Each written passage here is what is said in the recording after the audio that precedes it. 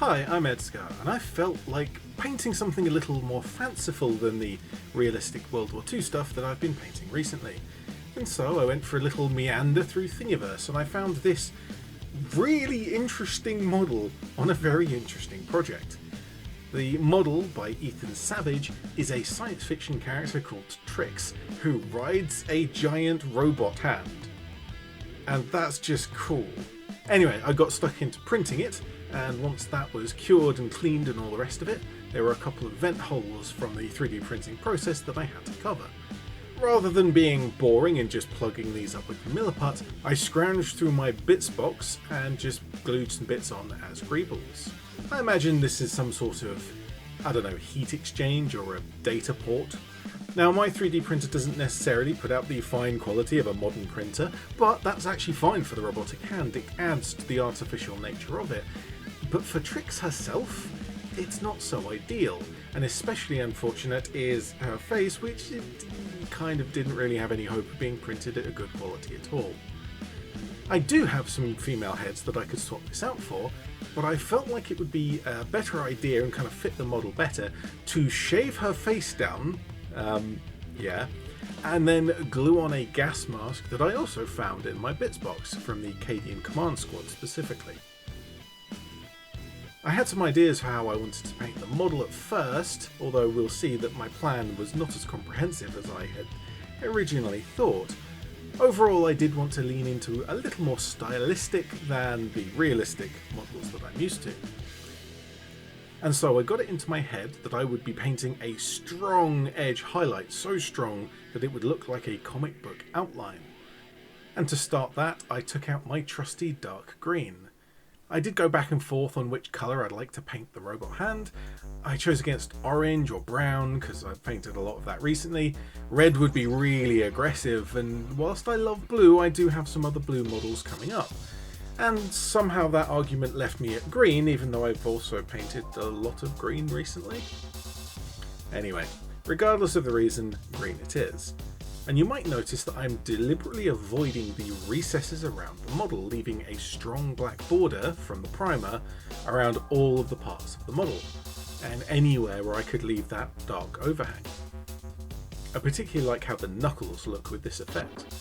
Now, there is a little bit of an inaccurate meme in the mini painting world that you should paint 2 thin coats on everything, and that's incorrect. You should paint as many thin coats as gives you the effect that you're after. And for my dark green, 1 was plenty. It gave a mottled, dirty effect that I felt suited the model quite well.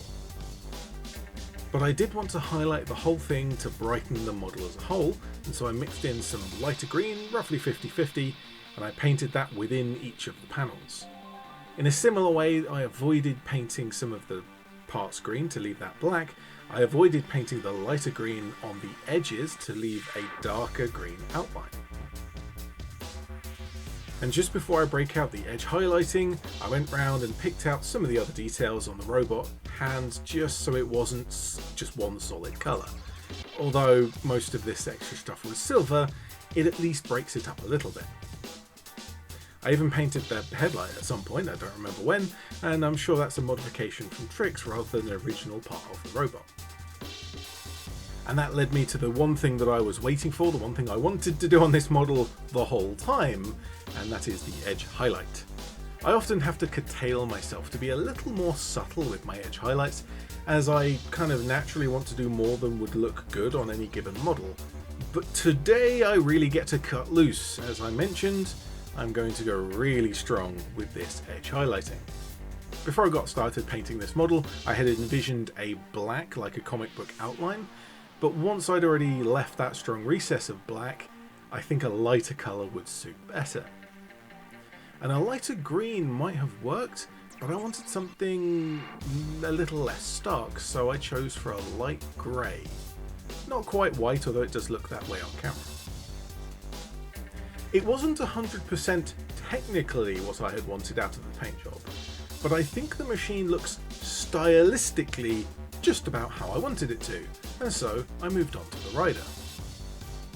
And I realised fairly quickly that I hadn't extended my really cool plan of how to paint the model to the whole model. and I realised that I had reached the end of my plan already. I realised that due to the lower quality of my print, the clothing lines of the original sculpt weren't that well defined, and so I could paint from her short shorts all the way down to her knee pads as one piece, and then all the way up to her strappy top to make a set of dungarees. And my brain went straight to blue for denim dungarees that a technician might have. Continuing on with my poor colour choices, I guess. With the green on the robot hand and blue being the main colour for the character, what do I paint her accessories? Clearly she likes to accessorise: a pistol holster, gas mask, knee pads, that's all really cool, and I wanted them to be some striking colour to work with that blue. But given I had no plan, no clue what to do here, I went with a quite old-fashioned answer and looked at a colour wheel. There are various ways to read the wheel, but one way is to pick 3 points equidistant around the wheel. So with green and blue, the opposed colour would then be orange. A nice bright neon orange, that would fit my sci-fi theme, kind of cyberpunky almost. But I don't have a neon orange. I quickly looked up some images of neon orange to give me the right idea of how that colour looks, and how to make a neon orange without having a neon orange paint. And it seems that these kind of neon lights would actually make for a really nice OSL, and I might try that in the future. It has a rich, solid orange glow, but the highlights in the middle, the actual bulbs themselves, are very high in value, pushing well into yellow. And so for all the accessories that I painted orange, I highlighted them fairly harshly up all the way into yellow. I even remembered to paint her right hand, which is on the robot piece. I quite liked this harsh bright highlight, and it maybe didn't quite suit the neon light that I was aiming for, but I think it does look pretty cool. So I continued on with a similar style for the blue. And while this is supposed to be denim and not a glowing material, instead of pushing the hue, I kept it all in the kind of blue hue, but I went really high in value into a grey blue, and that should work quite well with the orange. And there's only a few last bits of detail that I really need to do, and I really did struggle with the skin. I painted a lot of lighter skin tones. In fact, I painted probably several hundred models with exactly the same process and paints, and so I need to practice some other skin tones to grow as a painter. There's no point me really explaining my process for this particular model, as it looks awful, and I certainly need some more practice. The one last detail to paint is her hair, and as I've given her some bright orange accessories, I thought some bright hair of a different colour would suit as well. Again, I struggled over the colour choice. Purple or red would look good by themselves, but it might make the model seem disconnected. I also didn't want to use orange or blue, as the character has strong elements of those colours already. And so that left, strangely coming full circle, green, the same as the robot hand that I had started off with. But as I'm giving each of the parts of the character a strong desaturated highlight, I actually went with a much lighter green on the hair that I could highlight into yellow than I had painted the robot hand with. And the hair effect actually worked really well, probably the single best part of this model. But certainly the colour choices of the whole model make it a little interesting. I started with a base coat of green and then a 75-25, kind of 25% of yellow mixed in to highlight the middle of her head, covering about half of the hair piece. Then a close to 50-50 with yellow, I mixed in some blobs of highlight, each kind of pointing in the direction that the hairs would be, but not actually lining in the hairs just yet. And this looks kind of messy at the moment, but it gives the kind of the underlayer of hair some definition, but for that to work I need to paint the upper layers of hair on top.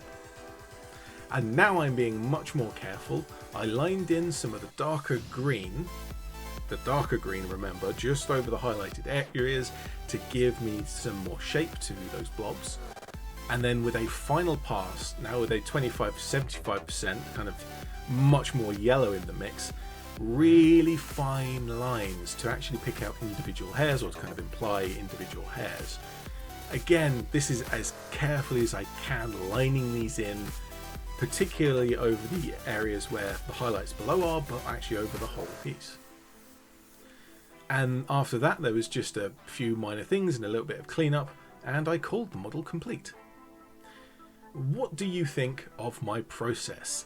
I did try to include my choices and why I made them during painting this model, as that's far more important than, oh, I used this exact brand and colour of paint on this part of the model and that sort of thing, which is unfortunately far too common. I have shown a few people this particular model and they said roughly the same thing. The character looks really cool, the robot looks really cool, but they don't actually seem to match. And that is fair, I guess. I kind of agree with that myself. I might actually think about going to re-edge highlight the robot hand with a yellowy green, something that ties the model together a little better. Maybe, well, I'm not messing with it now.